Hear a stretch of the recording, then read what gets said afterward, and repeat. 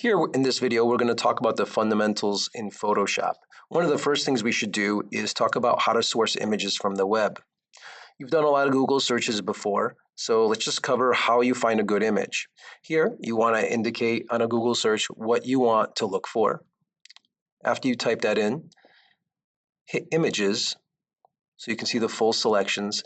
To get better images, click Tools, and then click Size, and you're able to search for large images, which gives you the best quality images the web has to offer.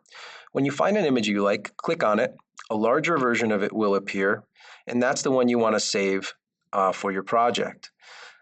Typically, put it in a folder by clicking and dragging it and just dropping it in, and it automatically saves there. That's the best way to find best quality images online. Now let's get started with Photoshop. The first thing you'll want to do is you're going to click the Photoshop icon, which is located at the bottom of your screen.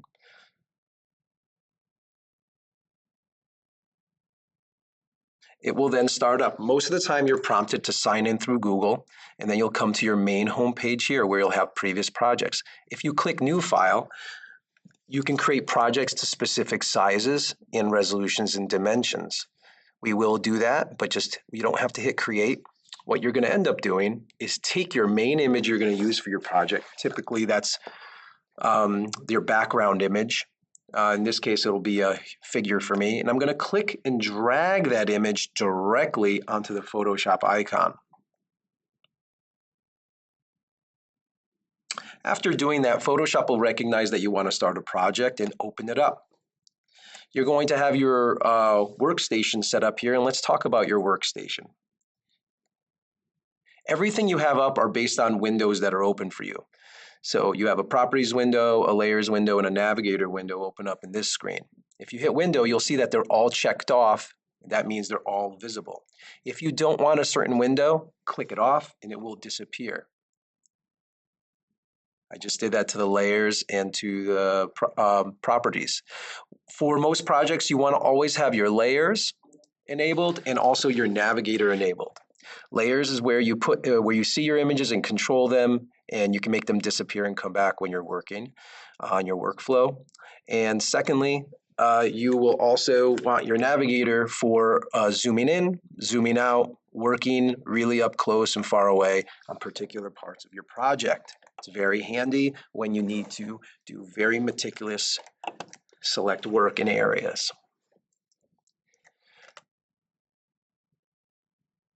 Your main actions and tools are located on the left side of your screen. You'll see typically a vertical bar, and if you go over any tool that is there, you'll see a little caption that pops up, that's even the video, that shows what that tool does, and you can always learn more about all these individual tools. This is where colors are selected. You can have up to 2 colors selected at a time. For example, here's the brush tool. Now, if you click and hold on any window, there's going to be a drop down of additional tools inside of that. Photoshop has a lot of tools, so there are going to be several tools at your disposal. The top tool I just picked was the Move tool. That allows me to make an image larger or smaller just by pulling from the corners. But if I hold the Shift key when I pull, I can warp the image vertically or horizontally on the fly. Now, one thing, when you have the Move tool selected, make sure this checkbox is enabled to allow you to scale the image smaller and larger.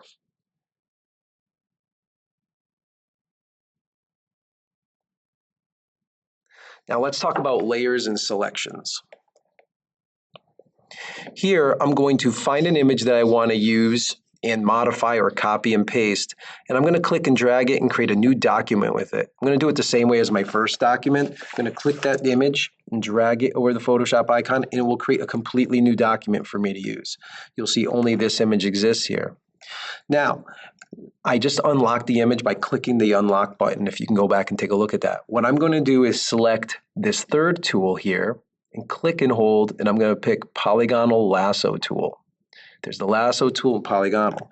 Here I can click a series of marks and turns, like constellations, that just tie themselves together until I complete the shape at the very end. You'll get something called a selection, these little marching lines. I can now go to Edit, Copy, I can go to this other tab right here, which is my other document, go to Edit, Paste, and that picture that I cut out is now a new layer, and I can label it. I'll call this one Snake Eye, and it's above the layer of the person. That's why you can see it. I can now click the Move tool, move it around. I can make it larger and smaller. I'm going to look to insert this eye in front of the other eye. So what I'm going to do is scale it down and try to match the size of this eye with the eye of the person. So I'll use my navigator to zoom in. And now it's kind of hard for me to see, so I'm going to use this opacity tool to see both images at the same time so I can line it up in a really smart way. I can use the outer corners to tilt the picture and match up the angle. I can then bring the opacity all the way up to see how it looks 100% in color. This is called a new layer tool. If I drag that layer there, I created two of them. So I just created a layer copy. Now there's a problem here. I want to flip this image. If I go to Edit, Transform, I can flip this image horizontal. And now the eye is mirroring the other one, which would make it look like a left and right eye. And it creates a new layer for me too. I'll do the same thing here, tilt it, match it, and make it the right scale I want. Again, like that is how I tilt. When I'm happy, I'll go back on that layer and bring the opacity up. I have to have that layer selected to control it.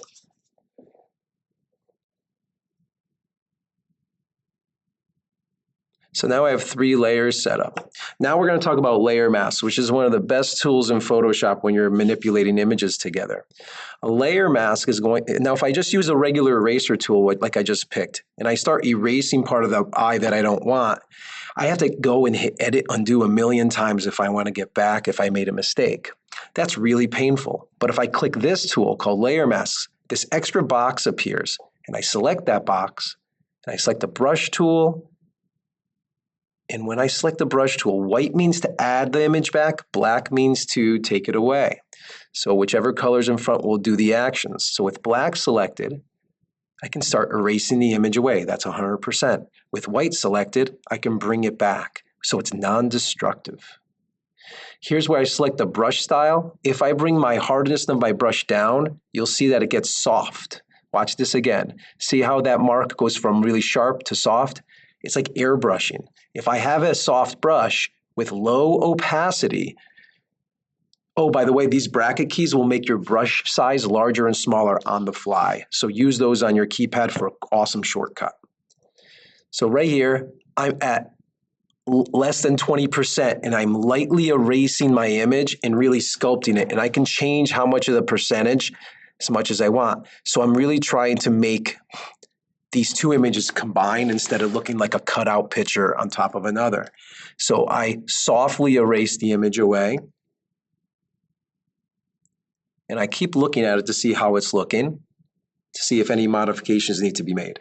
At any point I take away too much, I can flip it to white and then return it back with more, and then go back to black to erase more.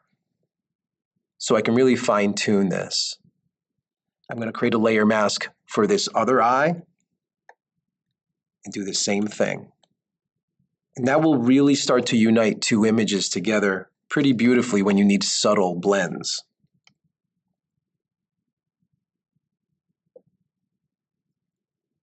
Just reviewing this, I might take a little bit of the interior of the eye away because I feel like it was too bright. So it's actually taken away of a little bit of the snake eye away and letting some of his eye come through. So always be on that blank layer mask sheet when you're doing that, because but that will not destroy your image. Here's some other selection tools you can use to copy and paste. So let's go back to that snake image. I'll hit deselect, and right here I will use the quick selection tool like I just selected, and you can go inside an image and just select a specific area. Photoshop can read it pretty well. I would copy and paste that, and you can see I have none of the snake skin. I just have the eye pretty much selected if that's all I wanted to use.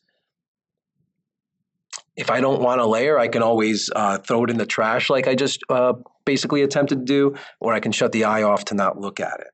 So right here, I want to bring a little bit of that image back, so I switch back to white on my layer mask, And I just dab it a little bit to allow some of the eye texture to come back in because I felt like it looked a little hazy. Okay, let's talk about the last thing today. It's called saving projects. So this is the most important thing. You go to File, Save a Copy is a great choice, or Save As. I usually pick Save a Copy. I give it a title so it's easily recognizable by me. And I also want to make sure I put it where it says Where at the correct folder, but I at least want to put it on my desktop. And instead of the format being JPEG, make sure it's Photoshop so you keep all your layers active. JPEG would flatten them. Then you click OK and you're all set. Good luck.